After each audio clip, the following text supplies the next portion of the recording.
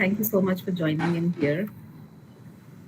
We today are here for a wonderful initiative by PMA and the vertical that is Center of Excellence Skill Development. It's my privilege and honor to welcome you once again. I can see, like we said, a lot of familiar faces as well, members of the PMA as well as participants who are currently annual members as well as non members of PMA. And I warmly welcome all of you. I also welcome our speaker for the day, Mr. Biman Gandhiji, and my colleagues of the Center of Excellence here, Skill Development.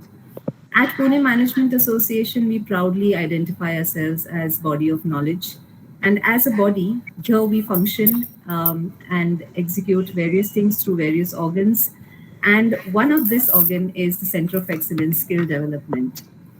Um, I also take the pleasure welcoming today Sir to share a few words about PMA and the initiatives under PMA.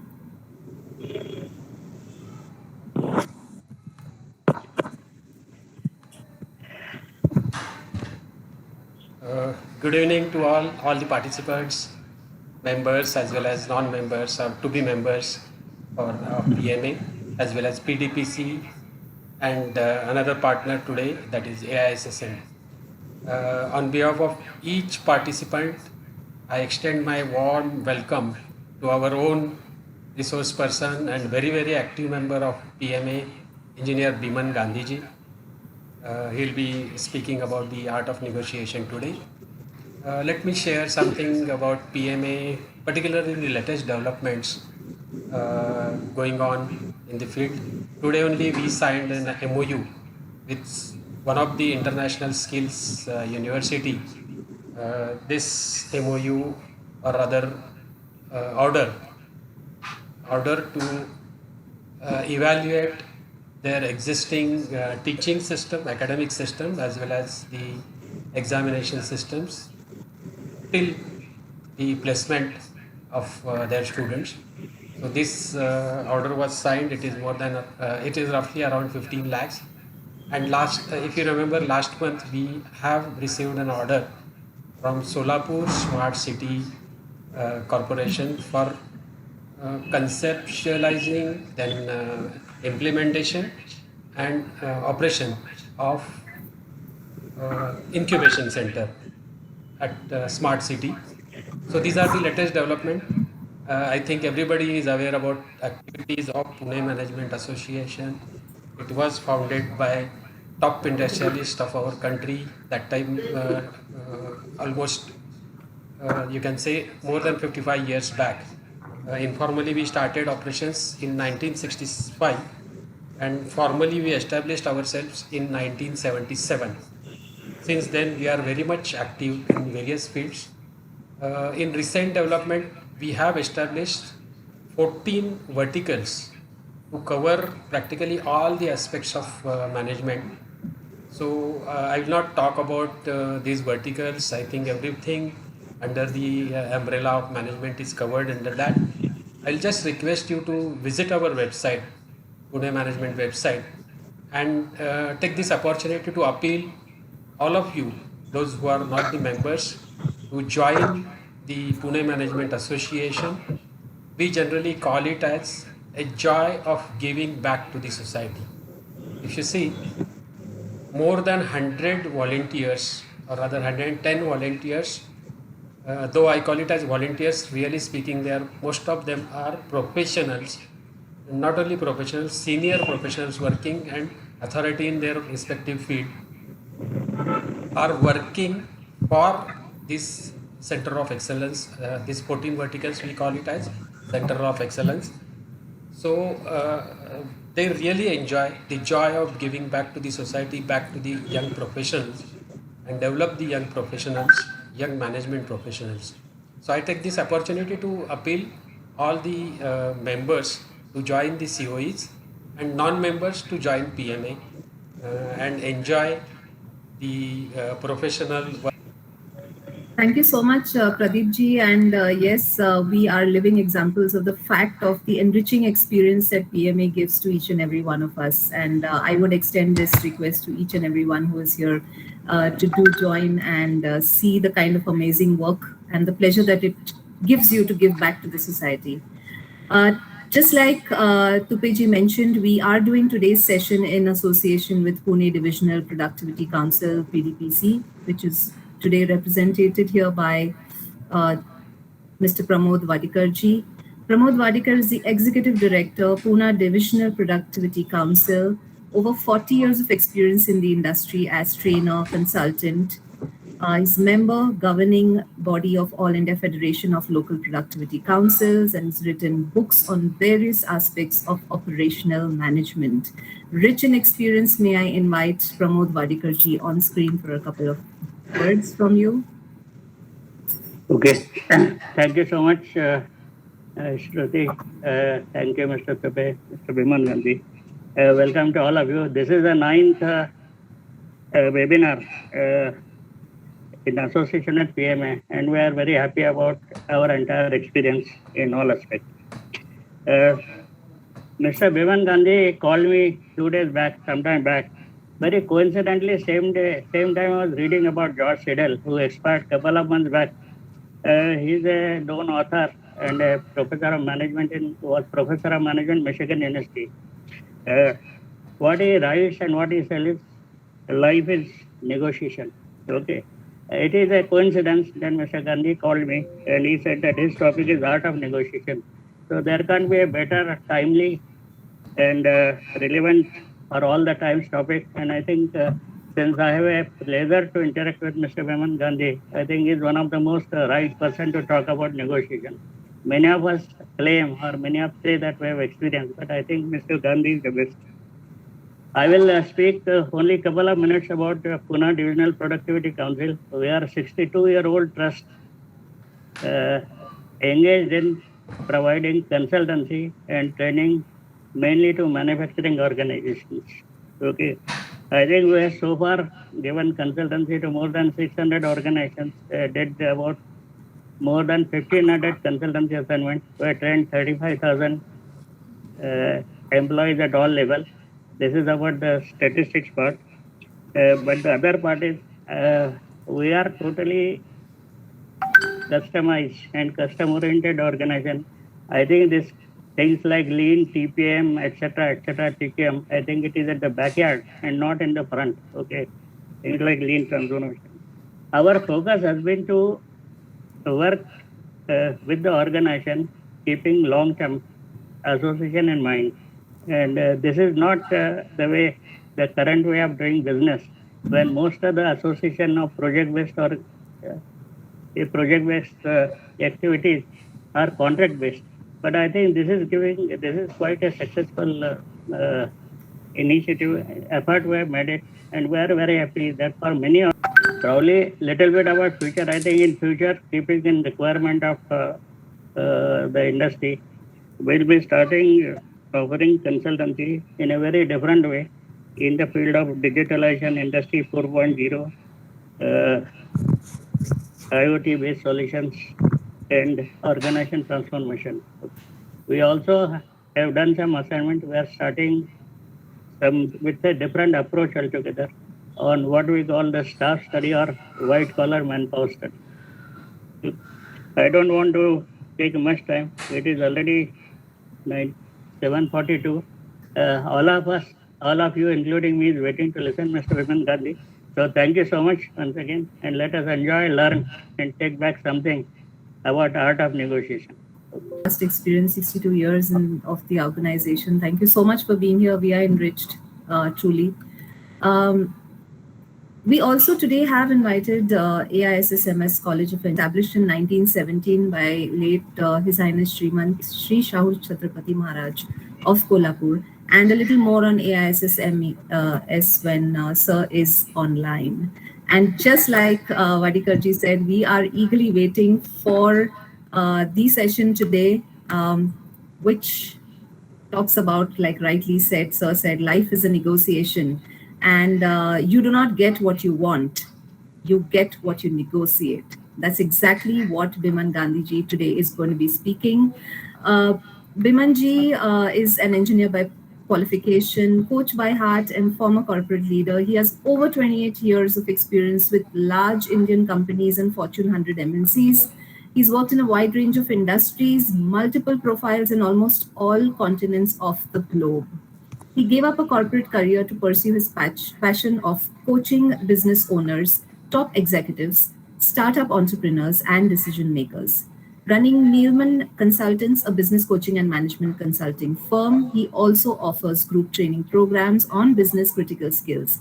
Shares his knowledge and wisdom through his YT channel Business Wise and already has coached over 65 organizations, 300 plus executives, and trained over 1,200 business owners. Art of Negotiation is his flagship program, originally of 2 full days, and we are so eager, Bimanji, to listen on this topic from you. Thank you so much, and over to you. Thank you so much, Shruti. Yes, you rightly said, it's actually a 2 full day program. And when I decided to do a program on PMA platform, I was not really sure whether I'll be able to condense it in just about 45 minutes or so. But I will give my best shot. Just confirm to me whether you are able to see my screen and you are able to hear me all right. Okay, all right. So welcome all. Welcome to Pradeep ji, all the dignitaries of PMA, the COE directors, office bearers, Pramod Wadikar ji, who is our partner organization, PDPC, and also some people I'm sure who are representing AISSMS. We'll hear about AISSMS in a while after my speech is over. Today we are going to talk about art of negotiation. I think a couple of times 2 or 3 people have already mentioned that life is full of negotiation, and that is precisely what we are going to focus on. So our agenda is also going to be centered around this topic, art of negotiation. It's not a typical agenda that you see in any typical training program. I'm going to ask you some questions. So my agenda has some questions, and I'm also going to try and make it as interactive as possible. So if you feel if there are no external noise around you, please feel free to unmute yourself and answer some of the questions if I ask in the middle, or if you are comfortable typing in the chat box, please do so. But please do make it interactive, because it's all about you can't really learn about these dull topics unless you engage with them. First question is whether do you love or like to be in negotiation situation? Can you just quickly start typing in your answers? Okay, some people say yes, yes. Okay. All right. Okay. Most of the answers are yes. Is there anybody who thinks that okay, no, negotiation not my cup of tea? Yeah, Milindi thinks so. Okay. A lot of people have said oh, loved a lot. Not when I'm selling is what Saket says. Okay. You know what, Saket? We all keep changing the roles. So thank you guys for your quick responses. We all keep changing roles on in a sunlight. Probably we are sellers, or let's say if you are running a business or if you are offering some services, you are going out wearing a hat of a seller, and that's where you don't like it. But when you come back home and when your wife gives you a bag and says, okay, you buy these and get me this and that, you suddenly become a customer. So we keep changing the roles. So whether you are seller or buyer, life is going to be full of negotiation. You are going to encounter so many situations, and we are going to talk about that very shortly. The next thing, which is very crucial when we are trying to learn anything about negotiation, is what is it that in your life that you want to achieve? What do you want to achieve at any cost? I think negotiation is all about that. What do you want to achieve? Something that you really, really need at any cost, no matter what. And there have been situations in our lives, whether it has been, it's things like, you wanted to pursue higher education, you wanted to, pursue, let's say, PhD, or you wanted to do an MBA from a specific college. So you had certain targets, and you compromised on a lot of things, and you achieved that particular thing at some cost. Okay, when I say any cost, of course, you are compromising against something. Or it's also sometimes about what will you never give up at any cost, and those are typically our values. There are so many things which are very close to our heart. We are not ready, not willing to really give up at any cost. So if you look at these two questions, the point number 2 and point number 3 on the slides, negotiation is all about that.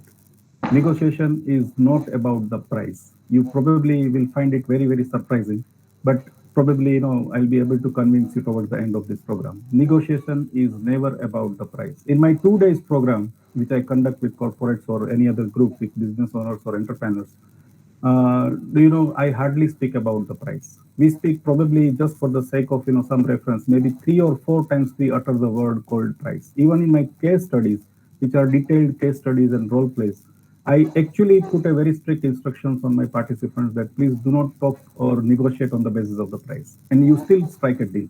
Yes, I understand that when the negotiation ends, which is all of us, we want that negotiation to end on a win-win note, or we want it to be a win-win negotiation. Of course, it closes at certain price point. Okay, you told me 200 and I started with 150 and maybe we settled somewhere on 175, probably win-win negotiation. So 175 is a price point. So I'm not saying that it doesn't end with a price point, but the entire process of negotiation is not and never should be about the price. And that is what, we are trying to focus today. All right, are you guys with me?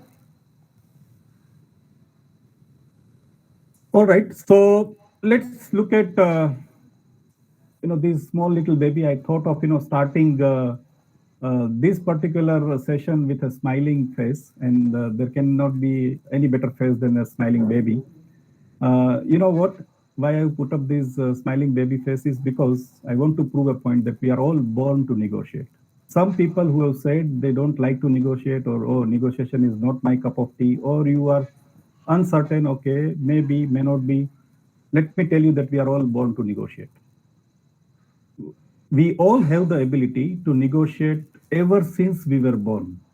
And let's look at that. We all remember probably when we were 6 months old, 8 months old, 1 year old, we don't have those memories, very fresh. But maybe when we were about this age, look at this baby who is about, let's say, 4 or 5 years, maybe 3.5, 4 years.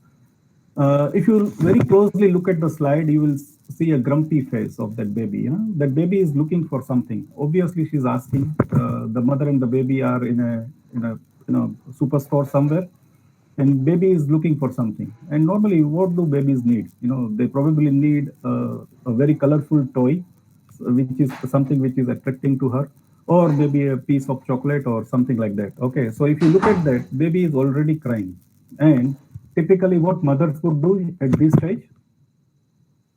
Saket, are you able to see the screen? Let me just. Yes, Vimanji, it's clearly. All right. So when you wanted to buy that toy or a chocolate, typical answer from mother is no, because mother knows that the same toy, maybe in a different color, it's there. Or chocolate is not really, too much of chocolate is not good for the babies. So probably mother, typical answer is no. Then what do you do next if you were that baby? What did you do then? We offer something that the mother wanted from us. No, you are a baby. Oh, you are a baby. I mean, okay, give me a chocolate and I'll study tonight, or I'll complete my homework today, something like that. Right. Okay. So you try to negotiate. Okay. Kanchanji said, cry. So babies, normally cry, right? What do is they cry until they get their toy, or they get something which is equivalent to that toy, or something that is equivalent, and that's what we call as deal in our matured language, right?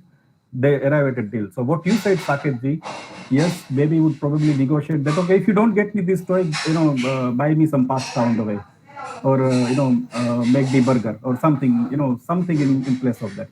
And that's how you deal with it. It's never about that thing. And I'll keep on hammering this point that negotiation is not always about the price. Rather, I would like to believe that it is never about the price. And that's how the life is full of negotiation. You negotiate with your business partners, you negotiate with your boss if you are working, or if you are, working in some organization, or you are working with your customer, somebody who is slightly higher in the position of power, as we call it. You negotiate with your workmate because you sometimes need to share resources. Sometimes you have to adjust with each other. Sometimes there are situations where you have to strike a deal with your colleagues, your workmates. And finally, of course, you negotiate with your life partners. Okay, who wins? I will not comment on that. But you still negotiate there, right? So, like everybody said, I'm going to repeat the same thing. In life, you really don't get what you deserve. You get what you negotiate. Many a times, we have this false ego or false, impression that, oh, I have done this, I have achieved a lot, I have this experience, I have that experience, and that's why I deserve this and that. So I should be, automatically attracting that. But unless and until with all your deservingness that you have, everything that you possess, you still have to negotiate, you still have to communicate, you still have to be visible, you still have to prove a point in order to get what you want in life. And this is a famous quote which comes from Dr. Crestes, who is one of the authors on negotiation. I have read his book. I'm taking a small liberty here and extending this quote to say that not just in life, but also in business or profession, also, you don't get what you deserve. You always have to negotiate what you want. All right.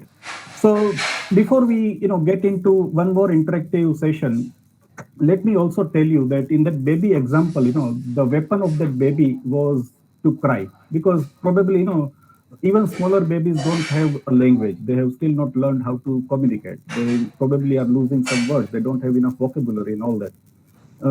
So as the baby grows, or as we have grown, probably our weapons have changed. Okay, our methods have improved, or our skills have matured, and these are the weapons that we use to negotiate. All right. Now, to understand how do we actually, understand this whole negotiation in a particular context, let me just take 1 minute personality test. Okay. Again, I will request all of you to put your answers in the chat box, but hear me out first. In this personality test, I'm going to show you 5 different things which are happening all at a time. Okay, hear me carefully. There are 5 different things which are happening all at a time, and you have to put them in the order in which you will attend them. Okay, and imagine that it's just you who has to do everything. There is no other help available, so you will have to attend all of these things, but probably you will attend maybe the third thing first, or fourth thing first, or second thing the very last, in that order. So your answers could know when did I mute myself, but this like I said, all of them are happening all at once, all at a time. So please rank them in the importance in your life. Okay, in the importance of your life. The first one is the doorbell is sounding and you hear the person knocking the door. So 2 things are happening at a time. Doorbell is also sounding and the person is he is knocking the door. Then a baby is crying and that baby needs you. So it's just you and baby who are at the house.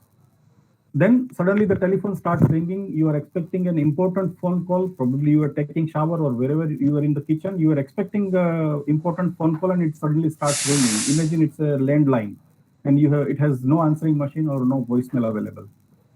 The fourth thing that is happening is there are clothes which are kept for drying in the balcony and suddenly it starts raining. Nowadays we know the rain can come at any time. So it starts raining. And the fifth thing which is happening is the pipe under the kitchen tap has suddenly came off and the water starts running. All these 5 things are happening.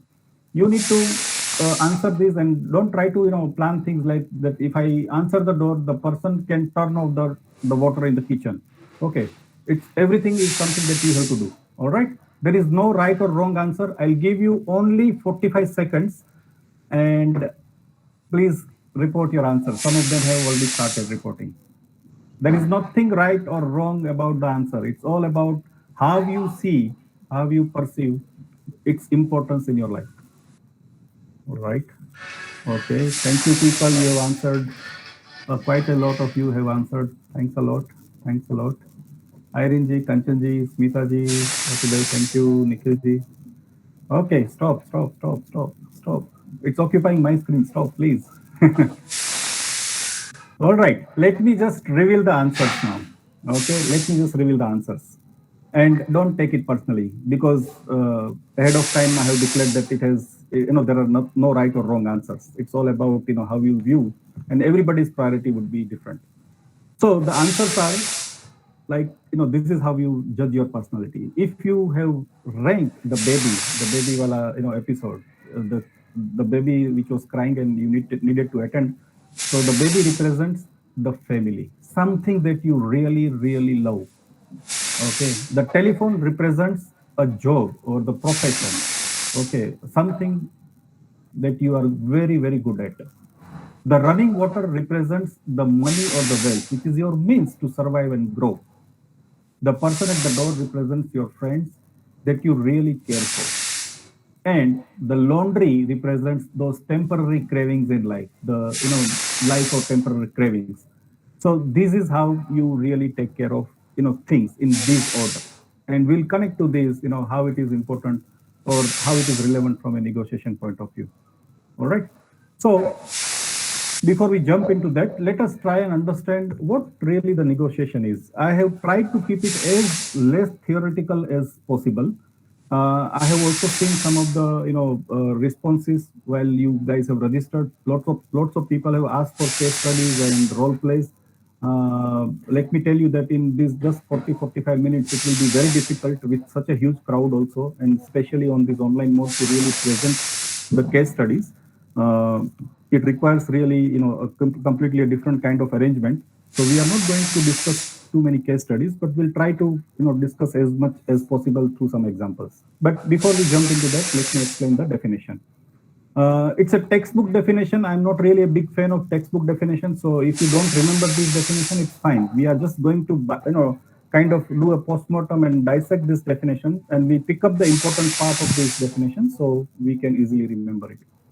So it says, the textbook definition says the negotiation is the process by which the parties in conflict or indifference adjust their position by trading the issues of lesser importance in exchange of issues of greater importance, because the agreement must be implemented by all parties. Very, very dry, textbook definition. Probably none of us are really big fan of those textbook definitions anymore. And we can't even remember this, but don't worry about it. Like I said, we'll try to, decode this. Understand one thing here, that negotiation is, just a second, my cursor has moved, so I'm not able to move.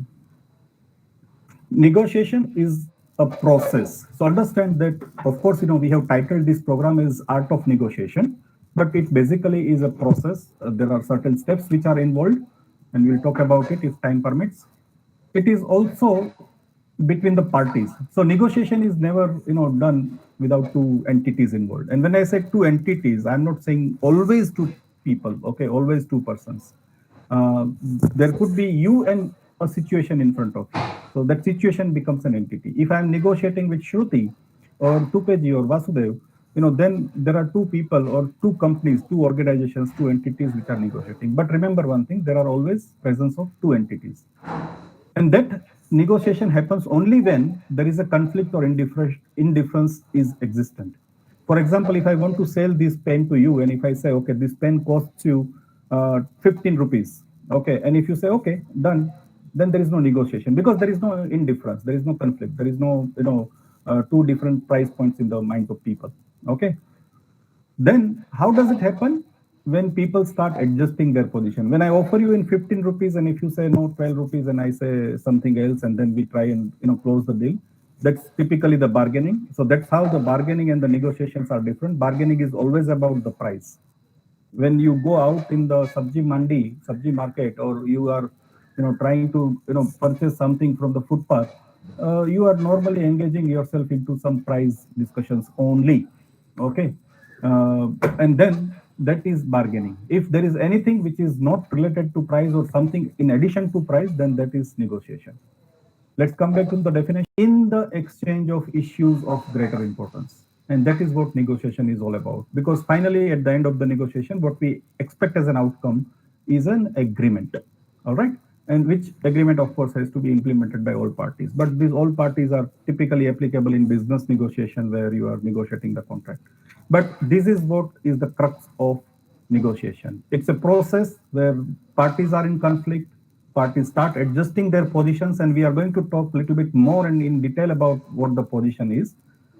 How do they adjust their position? Is by trading the issues of lesser importance in exchange of issues of greater importance.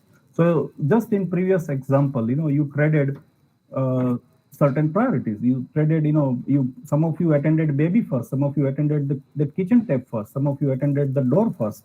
So these are the orders or the priorities in which you attend things, and that's how you negotiate. In negotiation, where the deal looks very plain and very simple and straightforward, but there are so many different things which needs to be handled in the order of their priority, and that's why negotiation becomes a process. Is that clear? Are you guys with me still? Yes, Bimanji. Yeah. All right. Okay.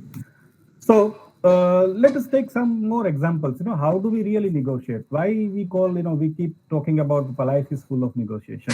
For example, today evening, it's not your normal evening. It's not your everyday evening. All of you have a different schedule. Some of you might be going to gym. Some of you go for work.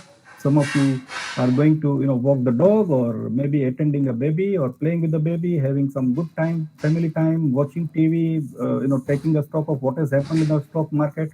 That could be your routine schedule, but you have given up that today and you are attending and listening to me very, very peacefully. 94 of you, there are 94 people on this program today. Thank you guys.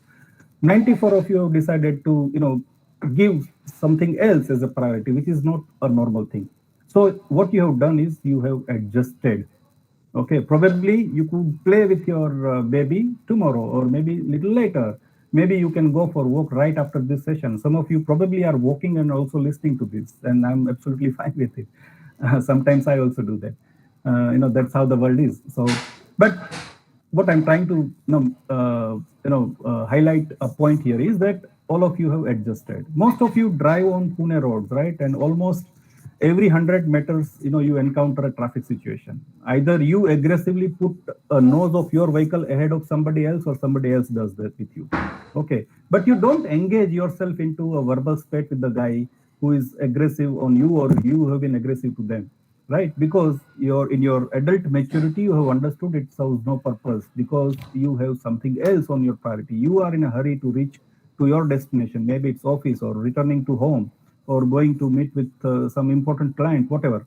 And you also know that every 100 meter, if I keep doing this, it's not really worth, because every 100 meters, this situation is going to come again. So that's what you have learned out of your experience. So what you do is, when you are allowing other persons to cross the path, even though it's your right of way, you are basically dealing with the traffic situation. Sometimes, in another situation, let's say your cousin is getting married, and suddenly, some emergency has popped up in your workplace, and then you send all of your family members to attend that function, and you stayed there. And what you have done in that case, you prioritized, because maybe that work priority, or something that is, that is a kind of an emergency, something that you cannot avoid, or something that really needs your presence and your involvement. You think it's my priority. Probably I'll, go and attend the reception, not the wedding function necessarily. Somehow you adjusted and you prioritized. So what you adjust, what you deal with a situation like in traffic, or what you prioritize in your life, are basically the negotiation.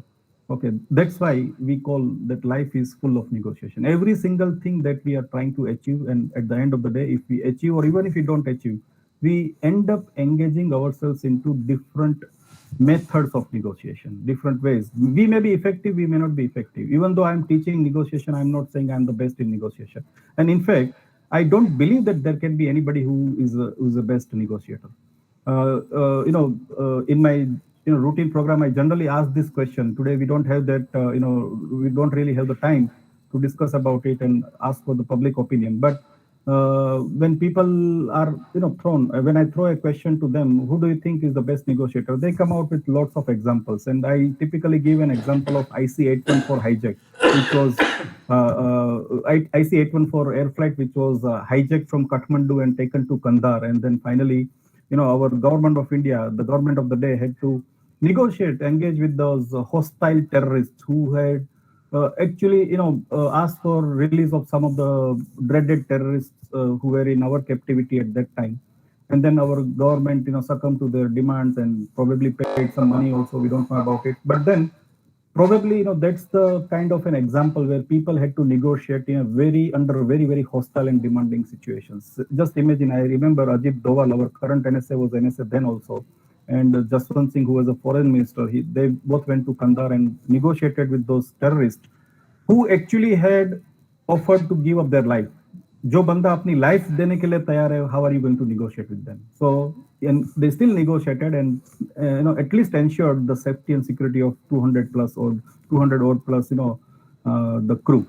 So that is something that I consider as very demanding negotiation, but I still don't consider that as a best negotiation, or those guys as a best negotiator, because once the outcome is there, once the situation is over, there can be different public opinions. There are still people who say, oh, that was the best thing that government of India did, and there are people who are naysayers and they say, oh, that was not the right thing to do. So those kind of things can happen after the negotiation outcome is arrived at. All right. Okay, so let's move on now. If you don't want to remember these very complicated, looking definition, just simply remember that it's just a process of getting what you want from another person or a situation. That's what the negotiation is all about. If you just remember this all the time, and especially when you are inside the negotiation situation, I think you will be able to do a great job. All right. How do we negotiate, or what are those negotiation situations? When we want to sell our product or service as a seller, as a supplier, okay, that's the time when you engage into negotiation. Or of course, when you are buying, it is also equally true. When you are wearing a hat of customer and go out with a thela in your hand and buy something, that's also a situation where you get into negotiation. Also agree on sharing the resources. Like I said, as colleagues, as partners in the business, sometimes you have to share certain resources and you have to negotiate. You have to basically convince why do you need it at this time, certain resources, or to resolve a problem or dispute. We all live in society. We are anyway social animals, so we all live among the people. There are going to be problems, different point of views and disputes, and that's where also again you need to negotiate, or you at least need a better negotiation skill, or to convince people about your ideas. When you were growing up and you wanted to pursue a particular career or profession, and your parents or some family members who had an influence on you probably had a different idea, probably you had to convince them about your idea, and that's also a negotiation. And in our professional world also, once we are struck with some great ideas and implement certain changes we want to, because life is again full of change, just like negotiation is, we have to convince people about certain ideas. So that's also something that requires you to negotiate. And of course, at the end of the day, we all have certain things that we want to acquire in life. So in order to get what you want, you need to negotiate.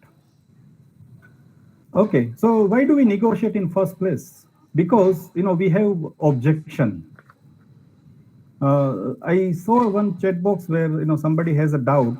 If it is something that you can hold on for a while, probably you can put it on the chat box.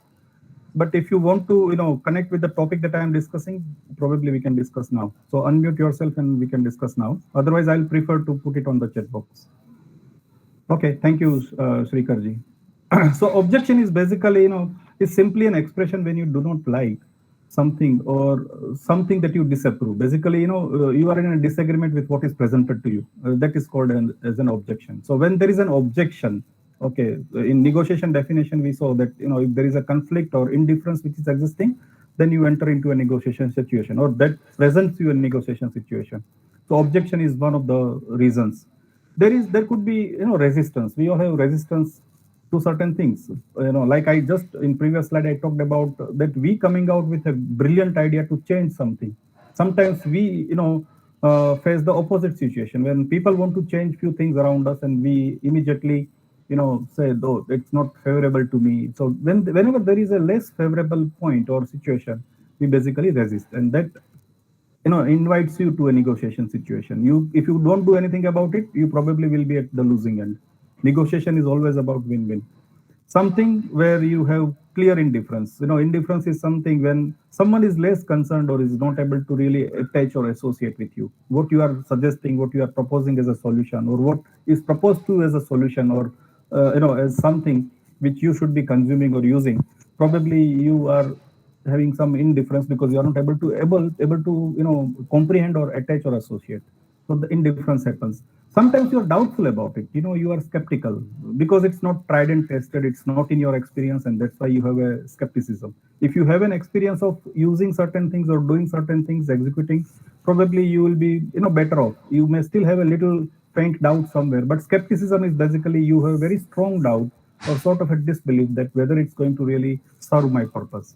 and that is another area because of which negotiation happens. Then prejudice, when one or both parties have very strong preconceived notions or are highly judgmental ahead of time. Even before knowing the details, people start passing the judgments. We have seen this; it will happen with us also. That's also reason why it brings us to a situation. There are strong beliefs. We all have different beliefs. We all operate because based on our belief, something with which we live or operate for a very long time, and know that these are the methods or these are the things because of which I get the results.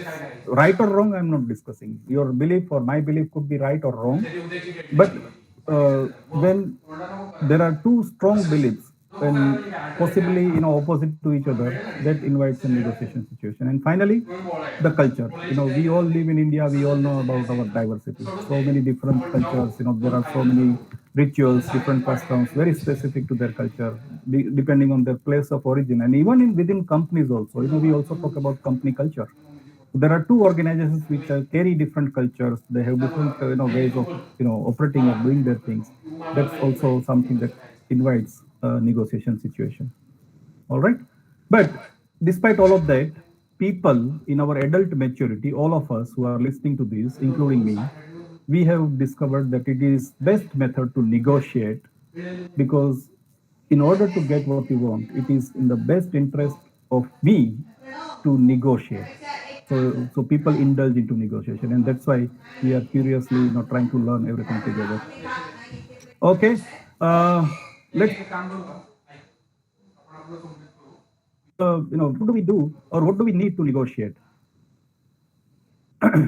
There are few things that you need to negotiate. Some of them are applicable in your current life or maybe in profession. May not necessarily be everything is applicable that I'm going to display around this hexagon. There are going to be 6 more hexagons. But let me put a disclaimer that some of that you will definitely need. Some of them may not be applicable all the time. All right. So one of the things that you need as a negotiator is, of course, skills. Okay, we are successful, we are growing only because of certain skills and knowledge that we have. So I put skills, knowledge, competence, your ability, everything under one bucket called skills. Okay. So if you don't see a knowledge here, for example, consider that it is covered under this skills hexagon. Then you need certain character. Okay, there are people who are very smart, or sometimes we call it, they are street smarts. There are people who are very shrewd. These are the traits or characteristics of people. Okay, in negotiation, you also need to have certain traits, and we'll try to cover as much as possible. Then you need certain tactics.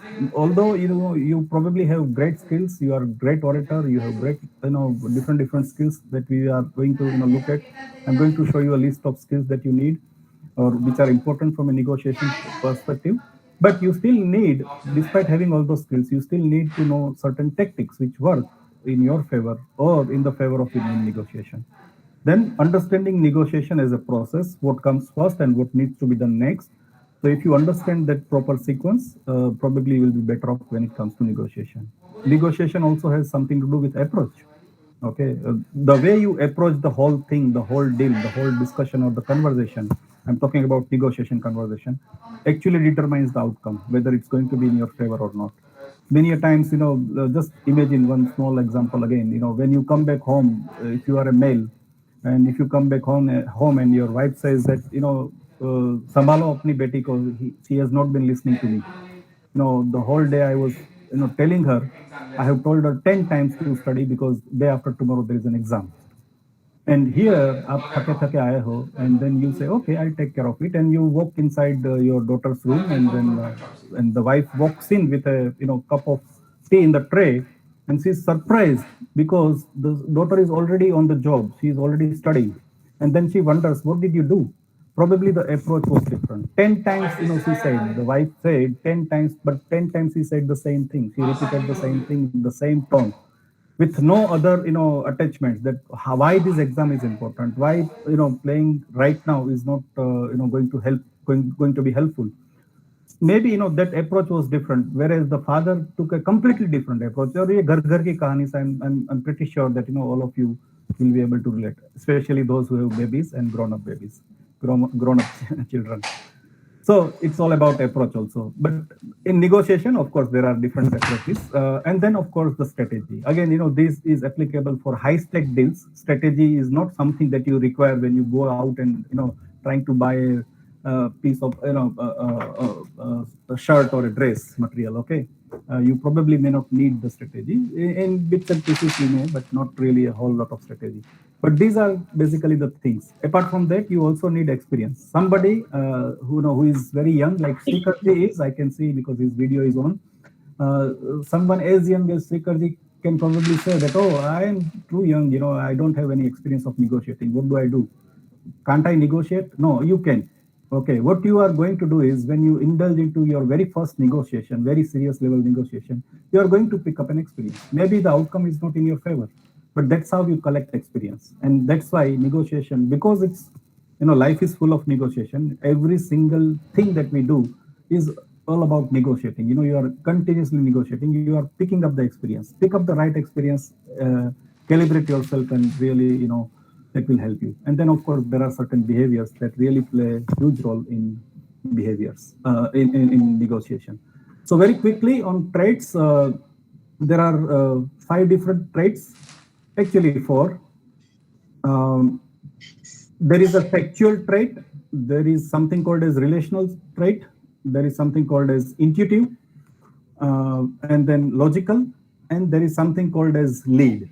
I think the 5th trait probably might surprise you because it's not really in the same rhythm as factual, relational, intuitive, and logical, as verbs are, as those words are. Okay, lead is something different, but we'll try to understand that also. And that's why I said it's not actually 5. There are 4 major traits. So let's look at them in detail, factual and intuitive, relational and logical. Factual is, factual person with a factual trait as a negotiator. The negotiator normally, focuses everything about the fact. He talks only about everything which is fact to him. And even if he doesn't know the fact, all his questions will also be towards, arriving at certain facts or demanding the facts. So that's how they indulge into negotiation. So they want to, for them, everything is about the facts. No, nothing else is important for them. So, and then when they know, because they are fact-savvy people, obviously probably I'm assuming that they'll be very knowledgeable. So they also provide information during that negotiation conversation, which might surprise the opponent. The people who are relational are basically, believes in developing the relationship first. Kaise ho, chai ho gaya ki nahi, weather kaisa, and these kind of questions. They believe in building, some kind of rapport. Developing some kind of trust, and they focus more on emotional issues and not really the facts, like the fact-driven people do. Okay. Intuitive are the people who are, they are the ones who go by their gut feeling. That's what we call as intuition. It's something that comes from out of your gut or out of nowhere sometimes. They are the people who separates issue and they visualize what's going to be the impact of this discussion or outcome of this particular negotiation conversation. And then, because they go by gut feeling, they always have out-of-box solution. They offer you something which is completely unexpected. Those are the people, we call them as people with intuitive trait. People who are logical, they are not bothered about outcome. They are developing the agenda. We will discuss this first, we'll discuss that later. They set the rules, they argue everything logically. Everything around them is all logical. And I'm sure in your experience, you might have seen and observed these kind of people. All these kind of people, factual people, relational people, people who go by guts most of the time, and people who are logical. And all of us are also having these different traits. It's not that, we are only, fixed in any one of these brackets. No, we all have, maybe somebody is 20% intuitive, 30% logical, and, that kind of distribution could be there. But let's look at what, happens the other way around. The factual people or the people with factual trait, they have the tendency to leave aside emotional issue, and that actually results into opposition turning very, very hostile to them because they are not paying attention to emotional aspect. Remember one thing, when you are dealing with, when there are 2 entities which are involved in the negotiation, we all have to be very careful about emotions because we are all human beings. But if you just driving the whole discussion based on the fact and sometimes also based on the logic, then probably you are brushing aside the emotional issue, and that turns opposition very, very hostile, and deal may not come in your favor. The people who are having relational trait, they are paying because they are paying very heavy on relational. I'm talking about those people. They are paying more attention to emotional issues, and then because of that, the entire result could be unfavorable. People who are intuitive, because they are offering out of box solution, obviously those out of box solutions are never tried and tested, so it poses a danger of failing in the long run. And the people who are logical, they are likely to see process more important than the outcome. So these are different traits of the people, and the flip side of those people. But like I said, the lead negotiator is somebody who is actually a combination of both, a combination of all four, not both, all four. So that is something called as lead negotiator. And I have one particular case study. Like I apologized already, I won't be able to present that case study, but a wonderful case study based on these different traits. And it's a wonderful communication between two parties, where you can see the flavors of all different kinds of trait. Both the parties are very mature, and it's a real life case study. From my own experience, I have prepared that one, and it sees the flavor of all different kinds of trade. But collectively, both the parties are actually exhibiting a trait of lead negotiator. All right. Now, next thing is about the skills of a negotiator. We are, of course, short of time, so I'm just going to display some of the skills that you need. A better negotiator is somebody who is highly persuasive. Persuasive means, he's persisting for a very long period of time. He has different verbages. He is very rich in vocabulary, very strong in arguments. He is able to, renew his own or her own arguments in a different way. But basically, he's persuading. A better negotiator also has to be inquisitive. Ask right questions. Ask open-ended questions.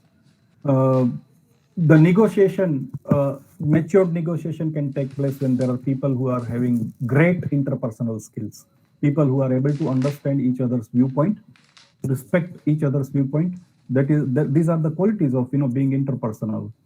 People who are rational, so not really logical but rational. They are able to clearly understand the reasoning behind everything that is being discussed, and understanding again the viewpoint, and that's how they are taking forward the conversation. People who are flexible. If you are adamant, exactly opposite to that, probably you will not be a great negotiator, or the outcome may not be there. It could be a lose-lose negotiation. Both parties may walk away, or there could be a deadlock. Okay. I don't want to talk very political things here. We already have talked about one episode, but current situation, the deadlock between Kisan protesters, the farm protest, and the government. It's a kind of deadlock situation as of now, because there is a lack of flexibility, probably on either side, probably on one side. That's a subject that only probably can be discussed in 9 o'clock prime time. Let's not discuss that. But that's the crux of being flexible. Then solution oriented, making other people's problem as a joint problem, and then both the parties work together to solve a problem. Because when you are trying to buy or sell something, it's so that you are able to have a right deal between two of you. Then of course you need to be very confident, something that goes with experience but doesn't necessarily at the mercy of confidence. But if you are confident when you are putting forward your viewpoint with a lot of conviction, that definitely helps you. And then of course negotiations, sometimes especially the high stake negotiations, are very long process. So you need to be patient. If things are not happening, if it is delaying for whatever reason, make sure that you are not losing and not really giving up, because sometimes we also give up, and that's how we end up कि थोड़ा ज्यादा पैसा दे दिया या फिर कम पैसे में खरीद लिया, ज्यादा पैसे में खरीद लिया या फिर कम पैसे में बेच दिया. Those kind of regret you may have. So you have to be really patient about it. And then other associated sort of traits that you need or skills that you need is to ask open-ended questions and active listening. Very quickly, I'll go through this active listening because I'm sure we are really running short of time. The tool is to paraphrase. So active listening, how you can basically use different tools when you are listening. Listening is not just about giving or lending your ear to somebody and just acting that you are hearing somebody. Okay, listening is really a skill, and especially active listening is something where you need to actually use some tricks, some tools like this. Paraphrasing is basically restating what you just heard after your opponent or counterpart says something, and then uh, especially when should you use this tool? When the opposite party is speaking too long, like me, this is a one-way communication, and if you don't understand or not able to comprehend something, you probably will have to interrupt. So sometimes, small interjection or small interruptions is not out of mannerism. Okay, it's not considered to be a bad etiquette.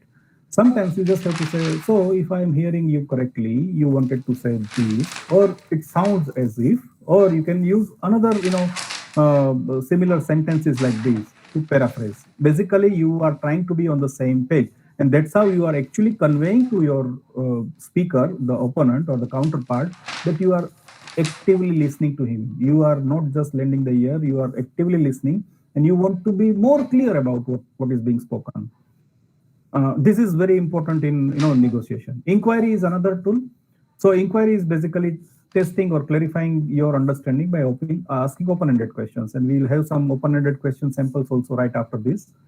So when other side is speaking in very vague or in inconclusory way, that should be inconclusory, then you should actually pose an inquiry by saying that, oh, what specially do you mean by that? Or can you elaborate more on this? Things like that. Or please say more about it. So those are the inquiries that will really help. The third tool that you can use is acknowledgement. Because everybody, when they are speaking, they are also expressing their emotions. They are probably, broadly speaking, they are either happy or sad or sometimes even neutral about, what they are talking about. So if you understand with which emotion he is speaking, whether he is really soaked too deep into either side of emotions, if not neutral, then you can probably, put up the gestures like this. Oh, wow. If, he's sharing some good news, you say, wow, that's a great news. Fantastic. And then you connect again. Or sometimes you can just acknowledge. If the feeling is neutral, you can just say, not just what you do in WhatsApp, like, You can also say this while you are in the middle of conversation. All right. Or sometimes if it is a negative emotion, then you can also say, oh, it must have been very hard on you. I can understand, what you are feeling. I have been through this situation, but don't start telling your story. That's not active listening. That's an interruption. You can just say, I can feel what you feel, or I have been to this situation, and just stop there. Don't start your story. Okay. That's a smart active listening, I would say. Open-ended questions, what can we achieve at the end of this discussion? Could be one of your open-ended questions, okay? I'm not going to get into the details of what's close-ended and what's open-ended, because I know there is a matured audience here. They understand the difference between them, but these are just samples, okay? What can we change to make it work? What will make you happy? How can we arrive at a deal which makes both of us happy? Those kind of questions. Maybe compelling people or your counterpart to talk a little more about it, something that he's hiding, something that he's putting in his back pocket. Probably you'll be able to take it out by asking open-ended questions. Position versus interest. Now we are talking about the approach. So we talked about the traits, we talked about the skills. Now we are talking about an approach. This position versus interest is an approach. Position is something that people take, and those are typically the surface statements.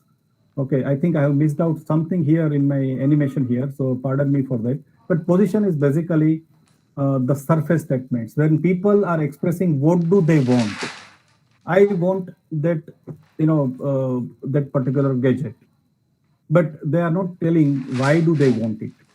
Okay, when they start expressing through your open-ended questions, when they start expressing, or when you are able to extract why do they want it, then you are able to extract the interest part of it. And let me just give you one example here. Okay, Shruti, how much time do we have? Or I think better it would be to ask audience a question whether they are ready to hang on for another 15 minutes. Yeah, that's a better question, I guess. Yes, we are. Sure. Yes, Bhunesh. All It's right. a yes from me. We are, sir. Let everyone else. We would Yes. love to see the yes in the comment box, please. Okay, so let's talk about one experience that I believe most of us. Oh, thank you. So many yeses. Thank you, people. I'm really loving it. So let's talk about one experience that most of us probably have. I believe that. Assume that on one of the days, you noticed. Assume that you are working somewhere, and on one of the days you noticed that a beautiful mobile holder in your colleague's car, and that mobile holder really caught your attention for 2 3 reasons. One of the reasons could be probably it was in your favorite ivory white color, or maybe it was pink or green. Pick the color that you like, but it was basically your favorite color. Well, the second reason for you to like that nice mobile holder was to, it had a special arrangement in its design, so it could fit anywhere, even on uneven dashboard surface also. Nowadays, there are stylish dashboards in your car, and those have uneven surface. But you found that, oh, this is designed in such a way that it can fit on any damn uneven surface also. Great technical design, and you appreciated that a lot. And then there is an extra safety, because these bugger gadgets have a tendency to fall off, especially when you bump over a bumper or over a speed breaker. It has a tendency to fall. So there is an extra safety that they have embedded into that mobile holder to prevent it from losing the grip once it is mounted. So when you notice that, you also have something else running in your mind. You have an upcoming long trip. Probably you are traveling to Bangalore, and probably you've never traveled through that route. It's an unknown terrain for you, and you are traveling tomorrow evening, and you are likely to use GPS service because you have not been to that area. Now, you think that this is the gadget which you must have because it will be very handy for your upcoming trip, which is starting tomorrow evening. And you inquired to your friend. Typically we ask only 2 questions. Generally, we ask one question is, "Kahan se kharida?" Where did you purchase it from? And the next thing is, कितने में खरीदा? kitne mein kharida? Yes, there comes the price again. Let's not talk about the price. I hate talking about the price, especially when I talk about negotiation. But of course, Maruti ka ad tha, kitna deti hai. Basically, they wanted to, message ki kitna mileage deti hai. So it's all about, linkage, finally linked to the price, finally linked to the monetary part of it. So the next question that you will ask to your friend is, how much did it cost? So your friend, being your friend, answers you in return to your 2 questions. He answers that he gives 3 answers. He says, "Oh, I purchased it from a hawker, at a third last signal just before the office." Okay, and you both have the same route, so you exactly know which traffic signal he's talking about. And he bought it from a hawker. The second thing he says that, "I purchased it in just 200 rupees. And the third information, which you actually had not asked, but he tells you that, initially that hawker was offering you at 300 rupees. Finally, he settled at 200 rupees. And he also told you that you purchased it just last evening while returning to home." So additional information aa gaya. Now you have a price point in your head. Okay, a lot of you have answered in the chat box, price. Kitne mein pada? So yes, that's an important question. Not a problem with that. But now you have a reference point. Now with all the features and the gadget of your liking, which you have really fallen in love with, you want to buy that next morning, because today you have already arrived at office. You have no intention to go back and buy it maybe during the break, but you decided next morning I will buy it. And now imagine that next morning you are arriving at the office, but there is a situation in front of you. The following day, while coming to the office at the same traffic signal, you notice that fellow over there, same description जो आपके friend ने दिया था, same signal and all that. You are about 10 minutes away from your office, and you are also 15 minutes away from your very important meeting, which you can't miss. Now you are at a traffic signal and you want to buy that gadget because today evening you are traveling to Bangalore in the same car, maybe straight from office, and you need that gadget. How are you going to go about it? Can anybody volunteer with me? I am ready to become a hawker here. Okay, Shruti, thank you. Shruti and Shrikar, yeah. You guys can actually play amongst yourself, but only I'm giving you only 120 seconds. Typically, in the biggest traffic signal duration is 90 seconds, but just for the sake of understanding, I'm going to give you 120 seconds here to You negotiate. get another one from that hawker, and this you can give it to me. Yeah. No, I just want to do a very short, very quick role play here. So Shruti has volunteered. Shrikar, you can go on. Thank you, ma'am. Who is the hawker? Who is Sir. the hawker? Who is the hawker? I will be a hawker, sir. Okay. Swapna ji is hawker and Srikar, you are the guy. You are the person who wants to buy it. Start. Yeah, like if the hawker has got some kind of a contact details, like I can Yeah. take it and after Yeah, going to the office and after finishing the meeting, I can ask them that I will come. Kindly keep one aside so that I can pick it up later. Okay. All right. Okay. Any other option? Imagine that you have to buy that basic, that small stuff in just 120 seconds. We all do that. A traffic signal. We never go back to the same traffic signal to buy the same thing, right? Which we had liked. So probably I wouldn't have waited for the next day. I would have traded off with my friend only. Okay. All right. That's a different situation. But here you have to. This role play is all about you buying it from that hawker. How this discussion is going to go. I'm renewing my 120 seconds again. I'm ready to become a hawker. Sir, I will ask that person that कल के लिए मैं और 5 लेके जाऊंगी. मुझे अभी 150 में दे दो. नहीं मैडम, मेरा परचेस कॉस्ट ही 230 रुपीज है. I can't. मैंने आपको 250 रुपया बोला था. आपके लिए अभी जल्दी हो रहा है. देखो 60 सेकंड्स बचा है सिग्नल में. 230 लास्ट. नहीं, मैं 10 पीस लूंगी. 150 में अगर दे रहे हो तो अभी कैश दे देती हूँ. नहीं मैडम, 10 लेता. हम इतने गरीब है, 10 तो पीस रखते भी नहीं है. हम अलग अलग चीजें रखते हैं. कितने में देंगे बोलो. 230 मैडम. मैं 250 रुपया में नॉर्मली बेचता हूँ. मैं 230 में दे रहा हूँ. ज्यादा से ज्यादा 160 दूंगी. मैडम गरीब पे थोड़ा तो रहम करो. इतनी धूप में ट्रैफिक सिग्नल के बीच में खड़ा हूँ मैं. हमारे बच्चे भी है, उसकी स्कूल फीस भरनी है. दिन भर बैठने की जरूरत भी नहीं है. अगर 10 पीस एक साथ जा रहे हैं तो बराबर तुम्हारा है ही फायदा है ना उसमें. हाँ मैडम, हम दूसरा काम करते हैं दिन भर, लेकिन सुबह में आप जैसे लोगों को थोड़ा बहुत ये माल सामान बेच के थोड़ा एक्स्ट्रा इनकम करते हैं. भवानी के टाइम पे खरीद रहे हैं तो अच्छा है अगर आपका भी सामान जा रहा है. थैंक यू दे वेरी दो मच जल्दी. मैडम. लेकिन thank you very much madam, लेकिन ये बहुत ही अच्छा अलग सा पीस है. ये नॉर्मल मोबाइल होल्डर नहीं है. शायद आपको बहुत ही पसंद आया है. देखिए इसमें ये है वो है. I tell about all the features. We don't have time so I am not going to go to those details. But madam 230 तो मेरा खरीदी है. मैं ना कोई नफा ना तोटा. I am just selling it. इतने कम मार्जिन में कोई बेचता नहीं है भैया. आप बोलो कितने में दोगे. Okay 230 madam. अभी 15 सेकंड बचा है. You need this mobile holder today because you are travelling tonight. तो 200 में दे दो मुझे. नहीं मैडम, 230 का खरीदी है मेरा. कैसे दे दूं मैं आपके लिए? चलो 220. 10 रुपया का नुकसान. चलो मैडम 200 में दे दो. 160 का मैंने 200 किया, उससे आगे नहीं होगा. मैडम, मैं 10 रुपये का नुकसान करके 220 में दे रहा हूँ. आप इतना तो समझिए प्लीज. तो नेक्स्ट कल ही टाइम मेरे और फ्रेंड ने order लिया. देना. हाँ, कल ही मेरे फ्रेंड ने आपसे 200 ही में लिया, तो मुझे भी 200 में चाहिए. अभी दे दो. कुछ बचा है 10 second.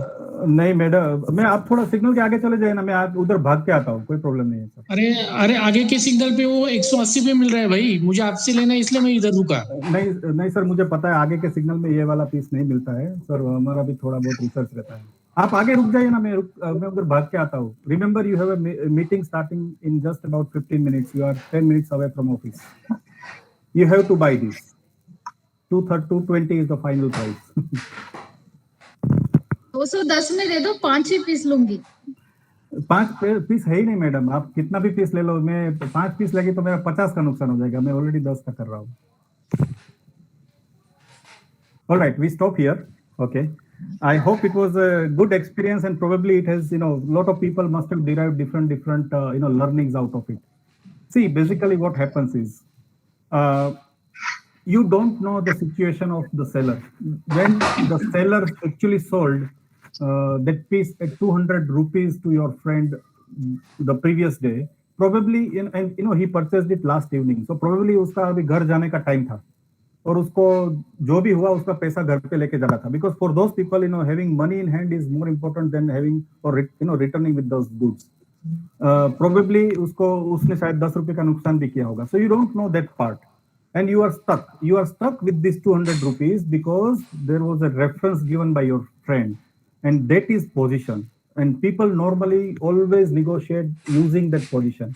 Position is always equivalent to price, or which are monetary aspects, sometimes terms and conditions also in a bigger deals. Or let's say I have worked in an environment where schedule also used to be very, very important, and I'm sure for a lot of you schedule is also very important. So delivery on time is sometimes important.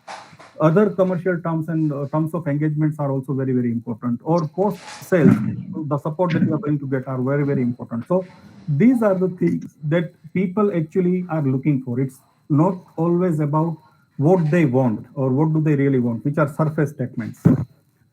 You should, through questioning, you should undergo and try to find out which are the underlying interests. It's like, what they show as position and take a stand is like a tip of an iceberg, which you are able to see only 10 or 20, 15 or 20%, but the bulk of it is the interest part of it. So try to, go in the interest part of it by using all the skills that you have, the traits that you have. Unfortunately, we could not speak about the tactics and the strategy part of it. Maybe some next time, inshallah, we'll get together. So I take a pause here. Yes, sir. and We'd give like it back to learn, sir. Yeah, so I have requested Shruti to post a message. I'm creating one WhatsApp group through which we all can be in communication for next 1 month. It's completely a complimentary group. You can join that WhatsApp group and pose your queries. You can even call me. I will be happy to help. So I take a pause here and give it back to Shruti, madam. Thank you so much, audience. Wonderful. We are taking the questions here, which are on the chat box. There was an talk about position. There are two aspects of it. I understand. One is position, which we regard as title, designation, rank, those kind of things. So I'm not talking about that position. I'm talking about the position of power or the stand that you take. जैसे कि अभी role play में, I took a stand to sell it only at 230 or 220 finally. Okay, I adjusted the position. If you remember the definition of negotiation, parties come closer by adjusting their positions, by trading the issues of lesser importance vis-a-vis issues of greater importance. That's what the negotiation is all about. So I refer to that position and not the position of power. Okay, sometimes position of power also gives an upper hand to the people, and that also could be one of the very interesting discussion, but maybe some other time, because people feel very inferior when they are negotiating with people who are at a higher level, socially, organizationally, or any which ways. For example, a child would find it very difficult to negotiate with mother or a father, right, or even elder sister. So that position hierarchy also matters, but that could be a separate and interesting conversation. There are some solutions to that also. And what was your second question? In this digital world, how do we negotiate? Unfortunately, digital world has closed the window of negotiation because it's kind of काफी दुकानों में भी रहता है fixed rate का board लगा के बैठे हैं, and you can't do much about it. If you like it, you buy it. Shruti. What? You actually assume that the negotiation is very probably you will make it very, very easy negotiation. We make it tough. Like we always talk about life, that life is very simple, we make it complicated. Negotiation is also like that. No negotiation is very tough. It's actually about our mindset. Probably, like I said, position of power. We enter into a situation, we start negotiating with ourselves. कि वो मुझे उसको 250 में बेचना है, but if he doesn't agree, I'm okay with 240 also. That is a self negotiation. So one of the strategies that you should have is that never ever negotiate with yourself. You go with your whatever you want, and it's not about the price again. At the end of the day, you want to strike that deal. For you, that customer is strategically important. Then probably you will not really pay much attention to the price. Maybe something else. It's giving you an entry to. These or needs play a very important role in negotiations. Mm-hmm. So was it a question or just a comment? It's just a comment. Yes, no, maybe can come from you, sir. Shruti, you were blank for a couple of seconds. Can you repeat? Oh, no, it's just a statement. I was saying maybe yes, no, maybe can come from you. Okay. Yeah. Of course, we all have priorities. We all have 10 different priorities. But remember one thing: there is always a higher priority, a moderate priority, or a lower priority. Just three simple brackets. You should be in a position using all your experience. How do you really prioritize things in your life? When we wake up and get out of the bed, we have 10 things to achieve or do in, let's say, in our to-do list in a day, but we don't start doing all 10 things at a time. That's what the prioritization is all about. Absolutely. And Srikar says, so do we have to always look into the bigger goals involved? Yes, of course. More than bigger goals, I would say, you should always invest all your negotiation skills or art of negotiation in building the long-term relationship. You lose today, that's fine on price ground. You lose today on some other count, that's fine. But if it ends up in a very long-term relationship, you never know how immense the benefit could be. So always try to invest in long-term rather than short-term. There's a small question from my end as well. When we spoke about traits, you said that someone could be a 20% of something or a 40% of something. Is there a right, wrong, or an ideal trait that one should work or strive towards? It's more situational, Shruti. If I'm a logical person and if I keep on exercising my logic. Wonderful value addition sessions like these. And is Sarika ji on the panel right for this wonderful session? A lot of insights, a lot of questions. We are going back with a lot of additional partners as well. Once again, thank you everybody for being here. Do join in, as I said, PMA website, and we are happy to get wonderful sessions like these to you. Thank you. Thank you, everybody. Thanks a lot. Bye for now. Please join I can see some questions. How can we get the